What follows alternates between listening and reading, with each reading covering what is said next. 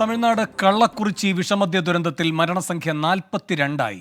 4 ആശുപത്രികളിലായി 103 പേർ വിവിധ ആശുപത്രികളിൽ ചികിത്സയിലാണ്.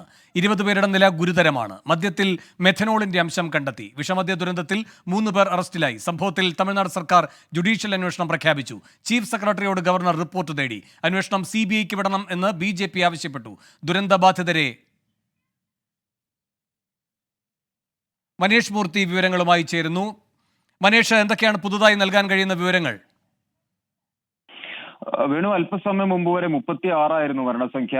4 പേർ കൂടി ഇപ്പോൾ മരിച്ചിട്ടുണ്ട്. കള്ളാക്കുറിച്ചി ആശുപത്രിയിൽ, സർക്കാർ ആശുപത്രിയിൽ ഉണ്ടായിരുന്ന ചികിത്സയിലുണ്ടായിരുന്ന 4 പേരാണ് മരിച്ചിരിക്കുന്നത്. നിലവിൽ 101 പേർ 4 ആശുപത്രികളിലായി ചികിത്സയിലുണ്ട്.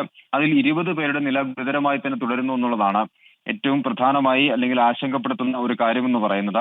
10 പേർ സേലം ആശുപത്രിയിലുണ്ട്. അതിൽ 4 പേർ വിഴുപ്പുരം ആശുപത്രി, അതായത് 25 പേർ കള്ളാക്കുറിച്ചി ആശുപത്രിയിലും 10 പേർ സേലം ആശുപത്രിയിലും 4 പേർ വിഴുപ്പുരം, 3 പേർ ജിപ്മർ ആശുപത്രിയിലും മരിച്ചു. അങ്ങനെയാണ് അപ്പോൾ മരണസംഖ്യ 42ആയി ഉയർന്നിരിക്കുന്നത്.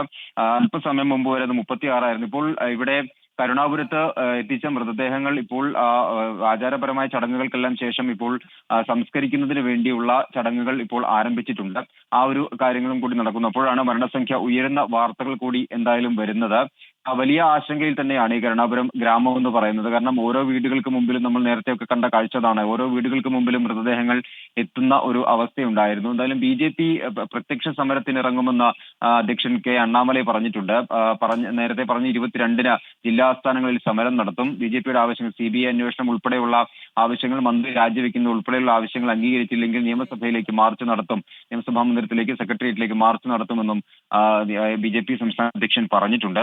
എന്തായാലും ആ രീതിയിൽ പ്രതിഷേധ പരിപാടികൾ ആസൂത്രണം ചെയ്യുന്നു പ്രതിപക്ഷം. അതിനൊപ്പമാണ് ഈ മരണസംഖ്യ ഉയരുന്നത് വലിയ തോതിലുള്ള ആശങ്ക ഉണ്ടാക്കുന്നുണ്ട്. എന്തായാലും ഈ കേസിൽ 3 പേരെയാണ് ഇതുവരെ ഇപ്പോൾ അറസ്റ്റ് ചെയ്തിരിക്കുന്നത്. നേരത്തെ അറസ്റ്റ് ചെയ്യപ്പെട്ട ദാമോദരൻ എന്ന് പറയുന്ന ആളുടെ ഭാര്യയെ കൂടി ഈ കേസിൽ ഇപ്പോൾ അറസ്റ്റ് ചെയ്തിട്ടുണ്ട്. ഇവരാണ് ഈ പറഞ്ഞ മേഖലയിൽ, ഈ പറഞ്ഞ കരുണാപുരം എന്ന് പറയുന്ന മേഖലയിൽ പൂർണ്ണമായും തന്നെ ഏകദേശം 200 ലിറ്ററിലധികം ചാരായം അന്നത്തെ ദിവസം വിൽപ്പന നടത്തിയത് എന്നുള്ളതാണ് പോലീസ് പറയുന്നത്.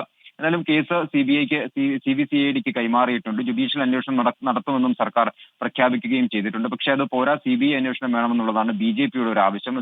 ഈ ഒരു ആവശ്യവുമായി BJP കേന്ദ്രത്തെ സമീപിച്ചിട്ടുമുണ്ട്.